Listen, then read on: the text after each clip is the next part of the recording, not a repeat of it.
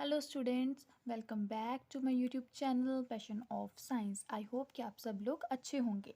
तो last time हम लोगों ने डिस्कस कर लिया था क्लास 9th का chapter 9 force and laws of motion का फर्स्ट पार्ट, जिसमें हम लोगों ने देखा था फोर्स की definition and effects of the forces. आज हम लोग डिस्कस करने वाले हैं टाइप्स ऑफ द फोर्सेस।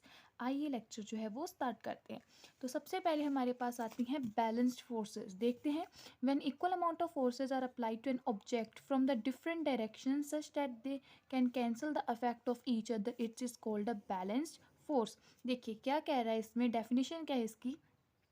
बोल रहा है अगर किसी ऑब्जेक्ट पर डिफरेंट डायरेक्शन से हम लोग फोर्स अप्लाई करें, लेकिन जो फोर्स अप्लाई होगी वो क्या होगी, इक्वल अमाउंट में होगी, तो ऐसी फोर्सेस को हम लोग क्या बोल देते हैं, बैलेंस्ड फोर्सेस। देखिए क्या बोल रहा है, सपोज हमारे पास क्या है, यहाँ पर कोई बॉक्स पड़ा है। ओके, इस साइड पर भी कोई 10 ईयर का बच्चा खड़ा है और इस साइड पर भी क्या है, कोई 10 ईयर का बच्चा खड़ा है। ये जो है अपनी फोर्स से इसको इस साइड मूव करने की कोशिश कर रहा है और ये बच्चा जो है वो राइट साइड मूव करने की कोशिश कर रहा है बॉक्स को। अभी ये दोनों जो है वो इक्वल अमाउंट ऑफ फोर्स लगा रहे हैं। सपोज ये भी 5 न्यूटन का फोर्स लगा रहा है और ये भी 5 न्यूटन का फोर्स लगा रहा है, तो बॉक्स जो है वो अपनी पोजीशन से नहीं हिलेगा। क्यों नहीं हिलेगा, बिकॉज दोनों साइड जो फोर्सेस लग रही हैं वो सेम अमाउंट में लग रही हैं। ये 5 न्यूटन का फोर्स लेफ्ट में लगा रहा है और ये 5 न्यूटन का फोर्स राइट में लगा रहा है, तो बॉक्स जो है वो अपनी जगह से डिस्प्लेस नहीं होएगा। तो ऐसी फोर्सेस को हम लोग क्या बोल देते हैं, बैलेंस्ड फोर्सेस। तो इस तरह के फोर्सेस को हम लोग क्या बोलते हैं, बैलेंस्ड फोर्सेस, जो क्या रहती हैं किसी ऑब्जेक्ट पर सेम अमाउंट में रहती हैं बट डिफरेंट डायरेक्शन से अप्लाई होती हैं। तो आइए देख लेते हैं बैलेंस्ड फोर्सेस का जो इफेक्ट है वो क्या रहता है। It can not change the state of rest और मोशन। देख के यहाँ से ये क्लियर हो रहा है कि ये बॉक्स जो है वो अपनी जगह से डिस्प्लेस नहीं होगा। क्यों नहीं होगा, बिकॉज बोथ साइड से जो फोर्स लग रही है वो इक्वल अमाउंट में लग रही है।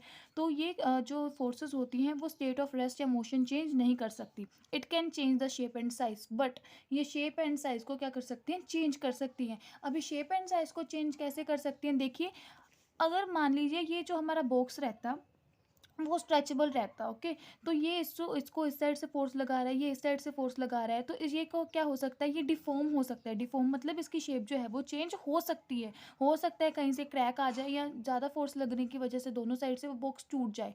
ओके, तो it can change the shape and size of an object. Clear.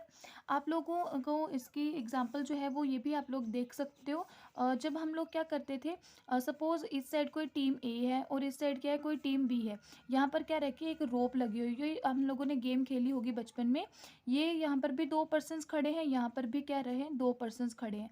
ये इक्वल अमाउंट ऑफ फोर्स लगा रहे हैं। अगर यहाँ से एक पर्सन कम हो जाए, ठीक है, तो यहाँ पर फोर्स ज़्यादा हो गई तो ये इसको खींचेगा, तो ये क्या हो जाएगा, ये जो पर्सन है वो गिर जाएगा। तो ऐसी फोर्सेस को क्या बोलते हैं हम लोग, बैलेंस्ड फोर्सेस, जहाँ पर क्या रहती हैं दोनों साइड से जो फोर्स है वो सेम लग रही है। अगर ये भी सेम फोर्स लगा रहा है, ये भी सेम फोर्स लगा रहा है, तो ना तो ये गिरेंगे और ना ही ये गिरेंगे। तो इस तरह के फोर्सेस को आप लोग बोलते हो balanced forces. Next kind of forces है अनबैलेंस्ड फोर्सेस। अनबैलेंस्ड फोर्सेस में क्या रहता है, एक ऑब्जेक्ट पर डिफरेंट अमाउंट की जो फोर्सेस अगर हम अप्लाई करें। देखिए, when forces apply to an object are of different magnitude, अगर एक ऑब्जेक्ट पर फोर्सेस जो है वो डिफरेंट मैग्नीट्यूड की हो, अगर एक 5 न्यूटन की है, दूसरी चाहे 10 न्यूटन की फोर्स लग रही है, तो ऑब्वियसली वो जो ऑब्जेक्ट है उसका जो स्टेट ऑफ रेस्ट और मोशन है वो चेंज होगा। तो इस तरह के आप लोग फोर्सेस को बोलते हो अनबैलेंस्ड फोर्सेस। देखते हैं इसके effect. It can change the state of rest and it can change the shape of the object. Clear. Okay, next हम लोग देखते हैं next type, force of friction. अभी देखिए फ्रिक्शन क्या रहती है, it is a kind of force when two objects are in contact with each other. जब दो ऑब्जेक्ट्स एक दूसरे के कॉन्टैक्ट में होते हैं तब हमारे पास कौन सी फोर्स लगती है, फोर्स ऑफ फ्रिक्शन। अब ये मोस्टली किन केसेस में लगती है, जब आप लोग अपने ऑब्जेक्ट को क्या करते हो, स्लाइड करवाते हो या उसको रोल करवाते हो, तो क्या लगता है आपका, बहुत ज़्यादा अमाउंट ऑफ फोर्स लगता है। सपोज़ आप लोग के पास ये बॉक्स है वो बहुत ही हैवी है, ये बॉक्स जो है वो ग्राउंड पर पड़ा हुआ है। अगर ये काफ़ी हैवी बॉक्स है, आप इसको पुश कर रहे हो, ये इस साइड जा रहा है, लेकिन आपको पुश करने में काफ़ी प्रॉब्लम आ रही है। क्यों, क्योंकि ग्राउंड भी एक फोर्स लगा रही है जो क्या कर रही है, इस बॉक्स को मूव होने से अपोज कर रही है। उस फोर्स को आप लोग क्या बोलोगे, फ्रिक्शन। जो फोर्स ग्राउंड लगाएगी but in the opposite direction of motion of the box, उसको आप लोग बोलोगे फ्रिक्शनल फोर्स या फिर फोर्स ऑफ फ्रिक्शन।